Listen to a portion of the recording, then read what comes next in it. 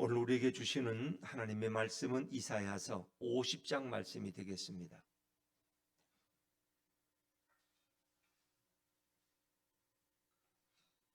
구약성경 1030쪽 이사야서 50장 1절부터 11절까지 저와 여러분이 한 절씩 교독하겠습니다. 이사야서 50장 1절부터 11절입니다. 나 여호와가 이같이 말하노라. 내가 너희의 어미를 내보낸 이혼 증서가 어디 있느냐? 내가 어느 체주에게 너희를 팔았느냐? 보라, 너희는 너희의 죄악으로 말미암아 팔렸고 너희의 어미는 너희의 배역함으로 말미암아 내보냄을 받았느니라. 내가 왔어도 사람이 없었으며 내가 불러도 대답하는 자가 없었음은 어찌 됨이냐? 내 손이 어찌 짧아 구속하지 못하겠느냐? 내게 어찌 건질 능력이 없겠느냐?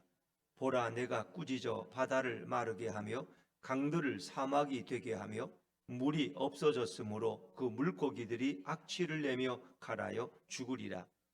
내가 흑암으로 하늘을 입히며 굵은 배로 덮느니라.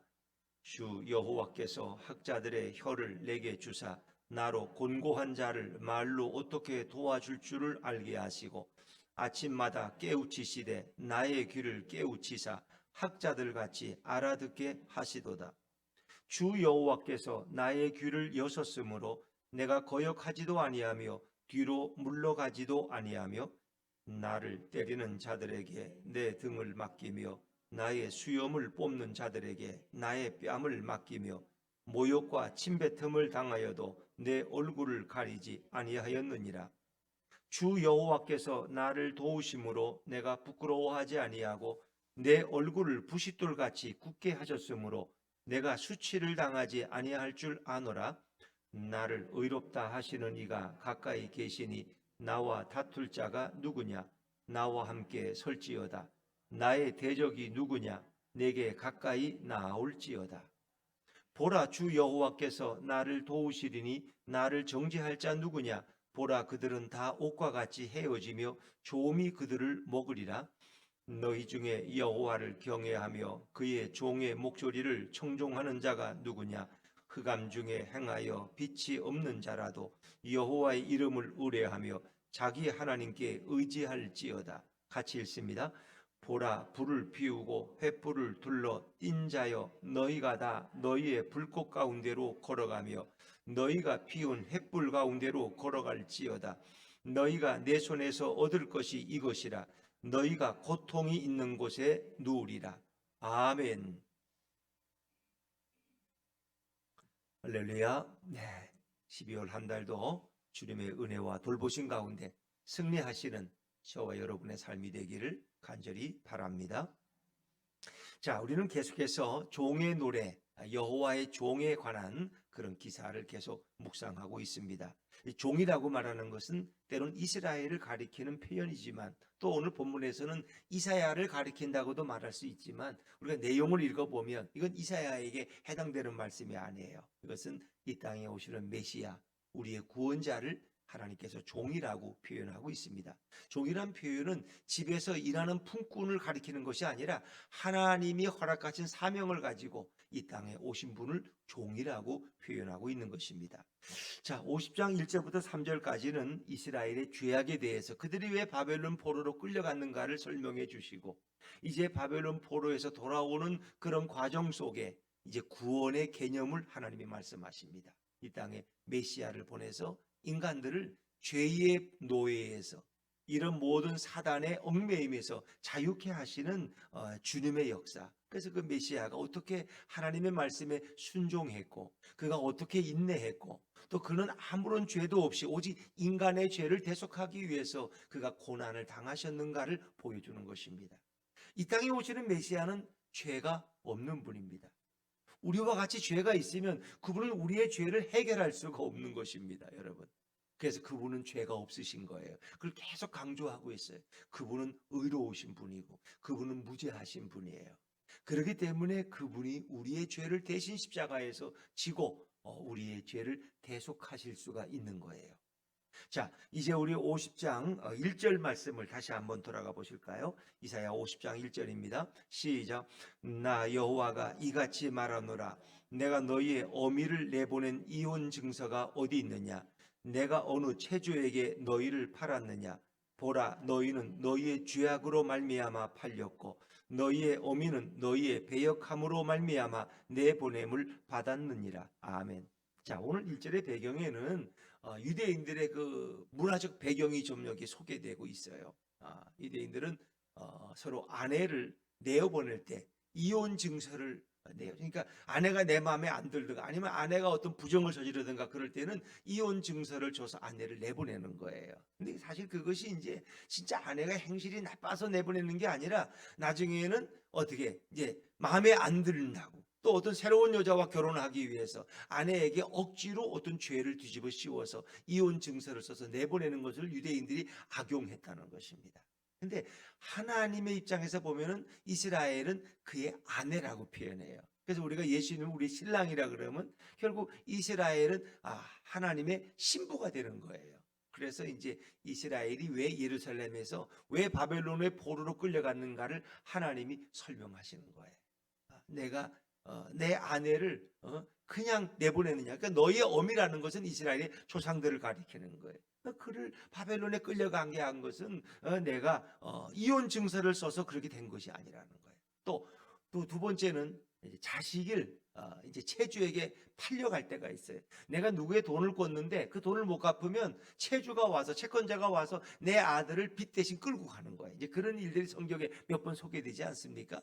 그래서 이제 아들이라는 것은 이스라엘을 가리키는 거예요. 내 아들을 내가 이렇게 채주에게 팔아버리는 줄 아느냐? 그렇지 않다는 거예요. 내가 어느 채주에게 너희를 팔았느냐 보라. 그게 아니라는 거예요.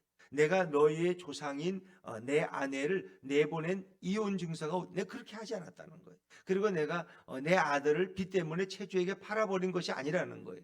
그러니까 너희가 바벨론의 포로로 끌려간 것은 결국 너희의 뭐 때문에 끌려갔다는 거예요? 너희의 죄악 때문에. 그래서 50장 1절에 중반절에 보면 보라 너희는 너희의 죄악으로 말미암아 팔렸고 너희의 어미는 너희의 배역함으로 말미암아 내보냄을 받았느니라.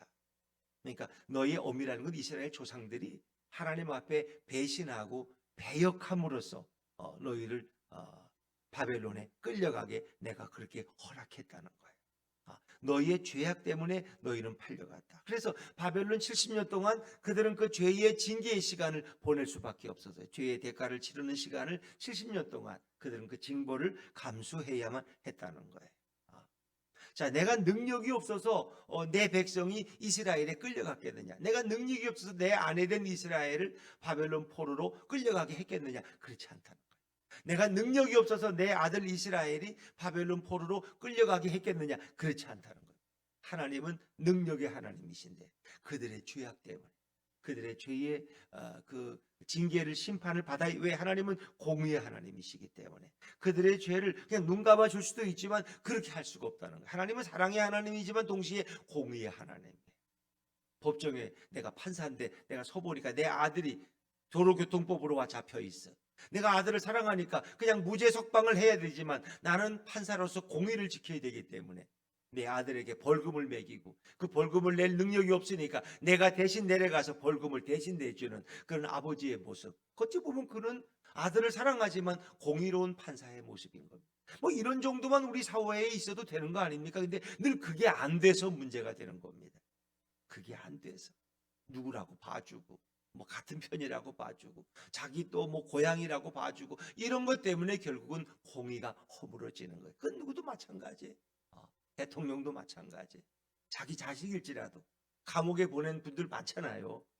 감옥에 갔다 온 아들들 많죠. 대통령의 아들, 김대중 대통령 아들, 김영삼 대통령 아들 다 감옥 갔다 왔어요. 내 아들도 잘못하면 감옥에 갈 수밖에 없어요. 그게 공의예요. 공의.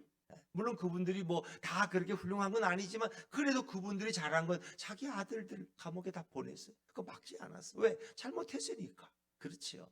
전두환 씨도 자기 형이 감옥에 가 살았어요. 뭐 여러 가지 보면 다 그분들도. 근데 그런 것이 허물어지면 나라의 근본이 허물어지는 거예요. 근데 하나님은 공의로우신 하나님, 사랑의 하나님이세요. 자, 하나님은 능력이 있지만 너희들의 죄악 때문에 너희들을 보낼 수밖에 없었다는 거죠. 자, 하나님의 어떤 능력을 설명할까요? 2절 말씀을 다시 한번 읽어볼까요? 2절입니다. 시작.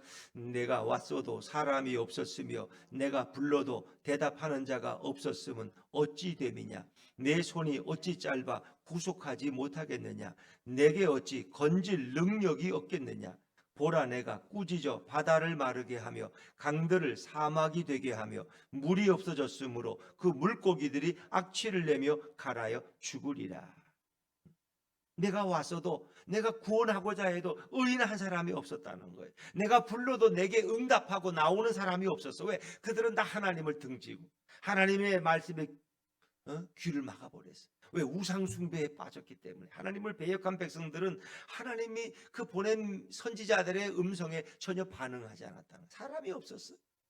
아무리 잘못해도, 아무개야 부르면 예, 제가 여기 있습니다, 제가 죄인입니다 하고 나와야 되는데 응답하는 자가 없어요. 내 손이 짧아서 너희를 구속하지 구원하지 못했겠느냐? 내게 어찌 건질 능력이 없겠느냐? 그렇지 않다는 겁니다. 하나님은 온 천지를 창조하신 분이요, 그 천지를 마음대로 심판하고 움직일 수 있는 분이. 그래서 2절 후반절에 보니까 내가 꾸짖어 바다를 마르게 하니, 하나님이 한번 말씀하시면 홍해가 말라버리는 거예요. 그렇죠? 뭐 신약에도 예수님이 한번 말씀하시니까 풍랑이 잔잔케. 아니 저가 누구이길래 바람과 바다도 저에게 순종하는 거? 근데 홍해를 건널 때 하나님이 한번 명령하시니까 동풍이 불어와서 홍해를 마른 땅같이 만들었어. 이스라엘 백성이 건널 수 있게 하신 그 초자연적인 역사를 일으킨 분이 바로 여호와 하나님. 또 강들을 사막이 되게 하며, 강을 사막이 되게 하실 수 있는 분이 바로 하나님. 물이 없어졌으므로 그 물고기들이 악취를 내며 갈아여 죽으리라. 이 2절의 마지막 부분은 이제 하나님께서 애굽에 재앙을 내리기 전에 홍해를 피로 물들게 만들어요. 피로. 그런 재앙을 내리셔요. 그러니까 이제 피가 되니까 냄새가 격한 냄새가 나고 고기들이 다 죽어가요. 이제 그런. 그래서 막 거기서 악취가 나는. 그러니까 하나님은 이 모든 자연을 마음대로 움직이고 역사하실 수 있는 분이야. 하나님은 초자연적인 능력을 가지신 분이라는 거예요. 그것만 아니에요. 3절을 보면 내가 흑암으로 하늘을 입히며 굵은 배로 덮느니라.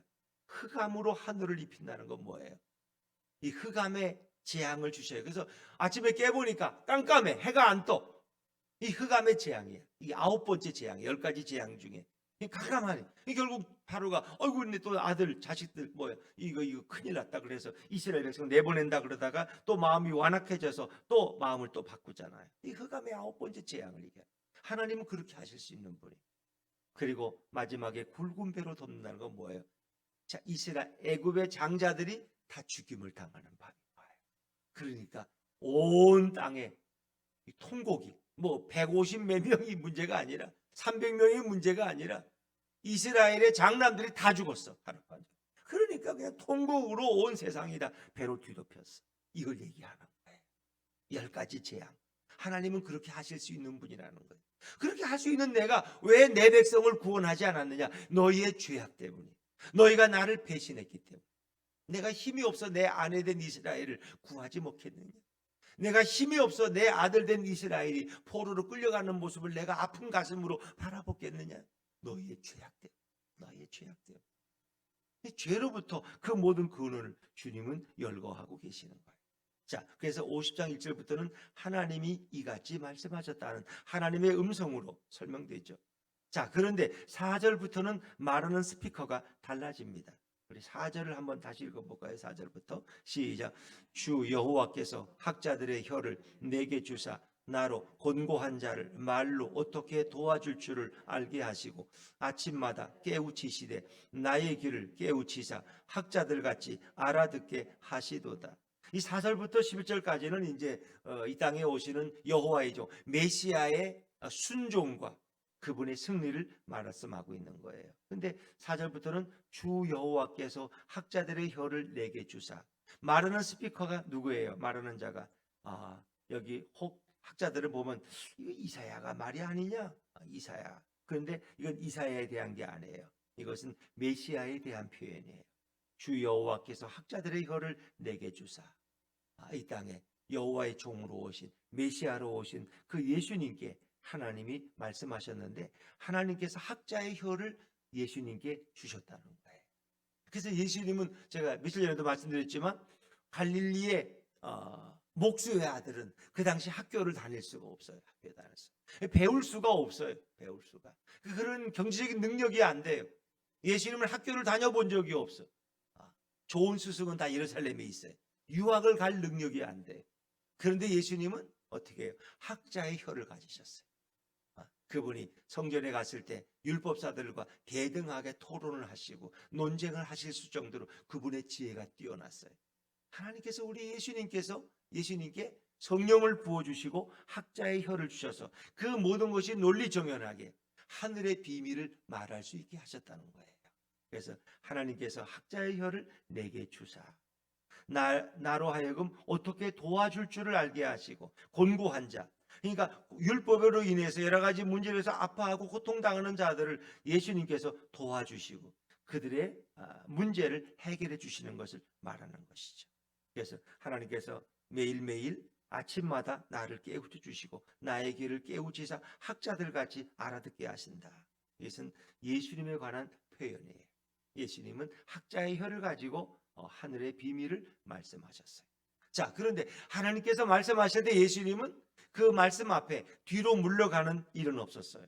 늘 앞으로 십자가를 향해서 인류의 구원을 향해서 예수님은 그 길의 고난을 알지만 한 걸음 한 걸음 전진하셨어요. 다 이 땅에 오시는 예수님 메시아가 당할 일들을 이사야를 통해서 설명하고 있는 거죠. 자, 5절 말씀 읽어볼까요? 5절입니다. 시작. 주 여호와께서 나의 귀를 여셨으므로 내가 거역하지도 아니하며 뒤로 물러가지도 아니하며. 그렇습니다. 이건 다 메시아가 하나님의 보냄을 받으시고 이 땅에 오셔서 그런 하나님의 말씀에 철저하게 순종하고 그리고 뒤로 물러가거나 후퇴하지 않고 십자가를 향해서 한 걸음 한 걸음 나아가셨다는 것입니다. 그래서 예수님은 철저하게 하나님의 음성에 의해서 움직여졌다는 거예요. 그리고 예수님이 말씀하시는 모든 것은 아버지로부터 온 것이라고 주님이 말씀하시고 이건 내 교훈이 아니라 아버지께서 내게 준 것이라. 그래서 아버지와 나는 하나라고 예수님께서 여러 번 말씀하셨어요. 학자로서 이 땅에 오신 예수님, 그렇죠? 마치 선지자같이 백성들을 깨우치시고 그들에게 구원의 진리를 증거하시는 학자 같은 혀를 가지신 예수님을 예표하고 있는 거예요. 자, 그런가 하면은 그분은 온전히 이 모든 고난 가운데 순종하셨어요. 자, 6절 말씀입니다. 6절 말씀 같이 읽죠. 시작. 나를 때리는 자들에게 내 등을 맡기며 나의 수염을 뽑는 자들에게 나의 뺨을 맡기며 모욕과 침뱉음을 당하여도 내 얼굴을 가리지 아니하였느니라. 아멘. 예수님께서는 제사장들에 의해서 고발에 의해서 빌라도에게 끌려가서 십자가에 달리기 전에 많은 고난을 당하셨지만 그걸 거부하지 않으셨다. 나를 때리는 자들에게 내 등을 맡겼다. 내 등. 그래서 그 로마의 채찍질이라는 것은 아주 날카롭고 거기에 살을 찢는 그런 그 뾰족한 쇠조각들이 박혀 있는 그런 채찍이지만 그것으로 예수님의 등을 때릴 때 그 등이 깊게 파이는 그리고 피가 낭자하게 흐르는 그런 고통 속에서도 예수님은 그것을 거부하지 않았다. 그리고 내 수염을 뽑는 자들에게 나의 뺨을 맡긴다. 이 유대인들은 수염을 안 깎는다는 거 아세요? 피부병이 걸렸을 때 외에는 수염을 안 깎아요. 이 유대인들은 다 이렇게 수염을 길러요. 랍비들을 보면은 이 수염을 깎이면 그건 조롱당하는 거예요. 그건 아주 수치스러운 일이에요. 그런데 내 수염을 뽑는 내게 고통을 주는 자들에게 나는 내 뺨을 맡기고 거부하지 않았다. 모욕과 침뱉음을 당하여도 내 얼굴을 가리지 아니하였다. 이것은 그냥 그 고난에 인류의 구속을 위한 그 고난에 자신을 그냥 내어 맡겠다. 예수님이 오신 목적은 바로 뭐예요? 대속의 주가 되기 위해서 오셨기. 인자가 온 것은 섬김을 받으려 함이 아니라 도리어 섬기려 하고 자기 목숨을 많은 사람의 대속물로 주려 함이니라. 이 대속물로 준다는 것, 대신 속죄의 자리에 제물이 되신다는 것은 그 고난을 본인이 감내하셔야 된다는 것. 인간의 모든 죄를 예수님은 친히 그 몸으로 감당하시는 거예요. 그래서 그 고난을 거부하지 않으셔요. 예수님이 그 고난을 얼마든지 피하실 수 있죠. 그런데 예수님은 그 고난을 피하지 않아요. 다 그대로 당하셔. 그 고난을. 왜? 그것은 인류의 죄를 해결하기 위한 대속적인 희생이라는 것을 주님은 아셨기 때문에. 자, 그래서 종의 순종은 철저하는 것입니다. 아버지의 뜻에 그 예수님은 그대로 순종하고 인류를 구원하기 위해서 그 모든 고통을 다 감수하셨다. 그래서 우리는 이것을 능동적인 대속이죠. 이제 하기 싫은 걸 억지로 도망가다가 붙잡혀온 그런 모습이 아니라 스스로 그 고난의 길을 걸어가시는 거예요. 저와 여러분의 죄를 해결하기 위해서. 그것이 예수님의 대속의 이유죠. 자, 그런데 예수님께서는 이 모든 것을 당하실 때 하나님이 그를 도와주셔서 그가 끝까지 이 고난을 감내하게 하시는 거죠. 자, 7절입니다. 7절 말씀 같이 해주세요. 7절 시작. 주 여호와께서 나를 도우심으로 내가 부끄러워하지 아니하고 내 얼굴을 부싯돌 같이 굳게 하였으므로 내가 수치를 당하지 아니할 줄 아노라. 참, 예수님의 얼굴을 그 부싯돌 같이 굳게 하였다. 부싯돌이라는 건 다른 말로 하면 뭐예요? 부싯돌이 이렇게 불을 켤 때 쓰는 돌이잖아요. 그 차돌. 강에 가면 차돌 맞아. 차돌을 이렇게 밤에 켜면 불꽃이 번쩍번쩍 튀죠. 거기서 이제 불씨를 만들어 놓는 거예요. 그래서 이제 필요할 때 그 불씨를 이제 보관했다가 또 불씨를 가지고 불을 사용할 수 있는 거죠. 이 부싯돌 아주 딱딱하고 차돌이에요. 차돌이 얼마나 딱딱해요. 근데 내 얼굴을 차돌같이 굳게 했다는 것은 모든 부끄러움과 수치를 감당할 수 있는 그런 딱딱한 굳은 얼굴로 만들었다는 거예요. 그러니까 이제 이렇게 얼굴을 굳게 했다는 것은 이제 두 가지 의미예요. 뻔뻔스러워. 사람이 아주 뻔뻔스러워서 얼마나 완악하고 강팍해서 얼굴이 두껍대 아주 이런 부정적인 의미가 있고 그 모든 부끄러움을 기꺼이 감내할 수 있는.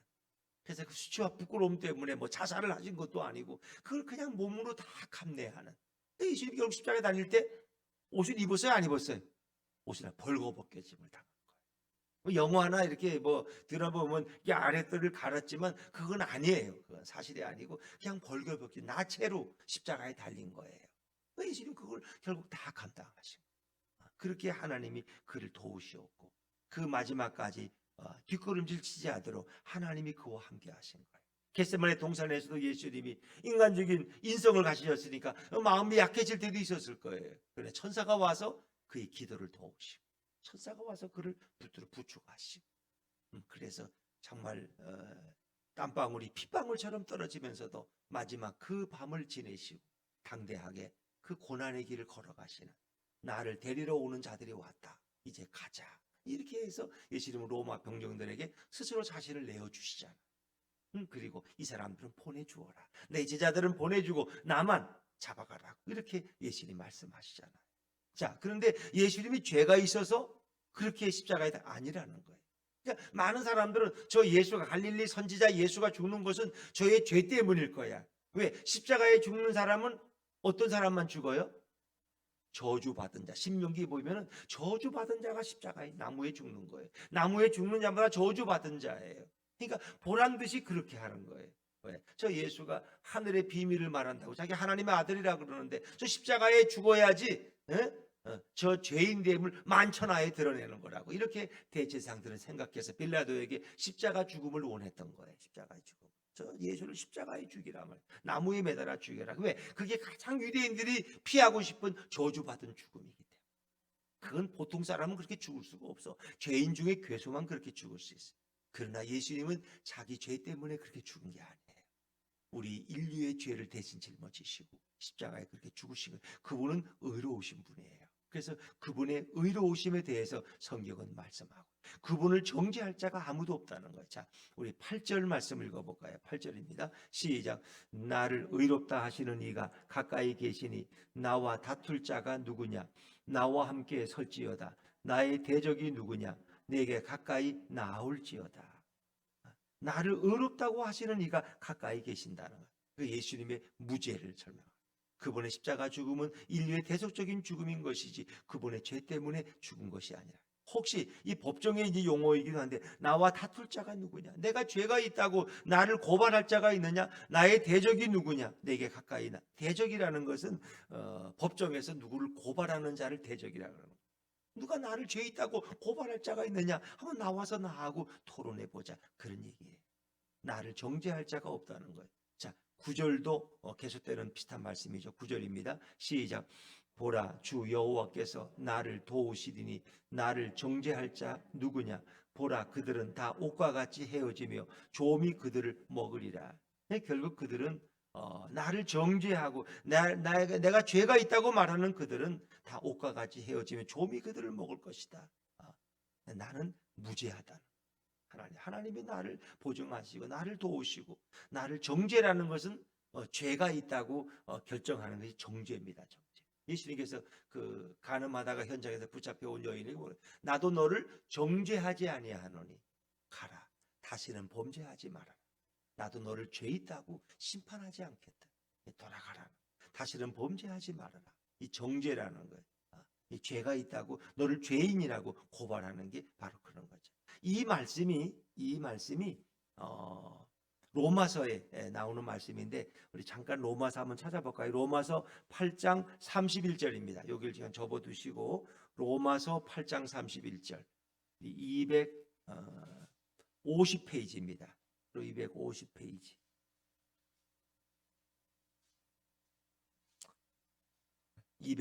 로마서 8장 31절 말씀. 로마서 8장 31절 말씀. 다 찾으셨으면 아멘 하시고요. 네, 우리 로마서 8장 31절 한번 읽어볼까요? 시작. 그런즉 이 일에 대하여 우리가 무슨 말 하리요? 만일 하나님이 우리를 위하시면 누가 우리를 대적하리요? 하나님이 우리를 위하시면 누가 감히 우리를 정죄하겠느냐 말이에요. 그럴 자가 없다는 거예요. 그럴 자가. 이건 예수님이 이미 구약에서 인용한 말씀을 또 바울이 인용하고 있는 거죠. 자, 로마서 8장 33절 말씀으로 33절 말씀을 같이 한번 읽죠. 시작.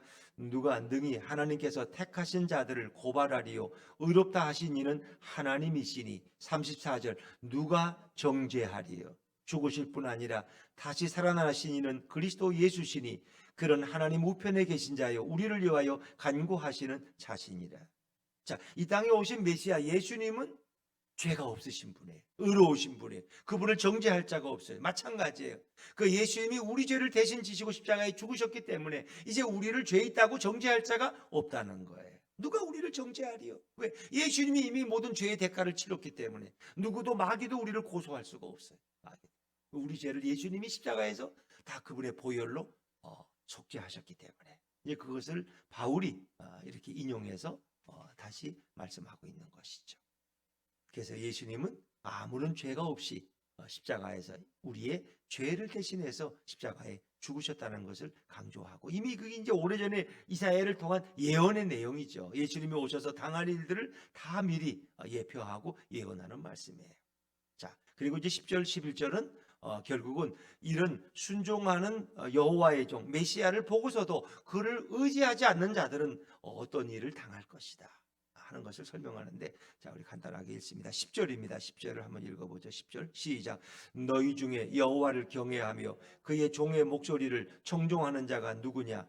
흑암 중에 행하여 빛이 없는 자라도 여호와의 이름을 의뢰하며 자기 하나님께 의지할지어다. 이제 종 대신 메시아로 오시는 그분이 하나님의 말씀에 순종하는 그것을 너희가 보면서 너희도 여호와께 순종하라. 하나님을 의지하라.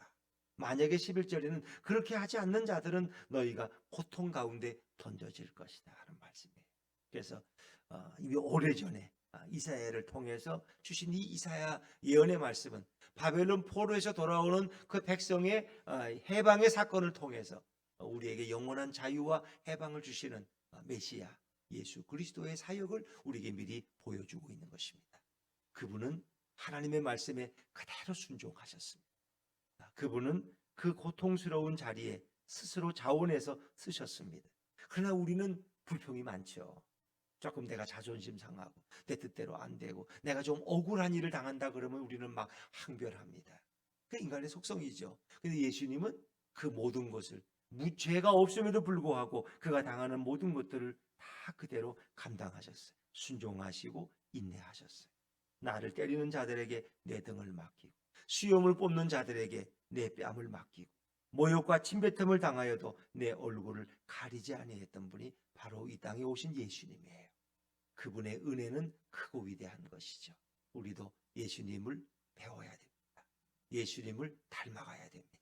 그래서 주님을 위해서, 교회를 위해서, 하나님의 영광을 위해서, 복음을 위해서 때로 우리가 고난을 당할지라도 기쁘게 감당할 수 있어야 돼요. 그런 자를 주님은 사랑하시고 그의 모든 것을 다시 의로움으로 바꿔주시는 거죠. 우리는 억울한 일 당하면 못 견뎌.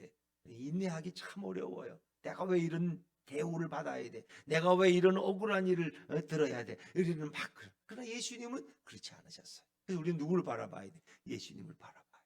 믿음의 주연자 함께 하시는 예수를 바라보자. 그분의 성품을 닮아가야 돼요. 그러기 위해서는 예수님을 내 인생의 주인으로 모시고 그분과 함께 걸어갈 때 우리는 주님의 마음을 배우고 주님처럼 순종하는 성도의 길을 걸어갈 수 있습니다. 바로 그에게 세상은 누구도 그를 고소할 수 없고 정죄할 수 없는 거예요. 왜? 하나님의 자녀로 하나님이 그를 받아주시기 때문입니다. 이 땅에 다시 오시는 우리 주님을 우리는 기다리면서 정말 12월 한 달을 예수님을 닮아가고 예수님을 내 인생의 주인으로 모시고 살아가는 복된 한 달 되시기를 주의 이름으로 축원합니다.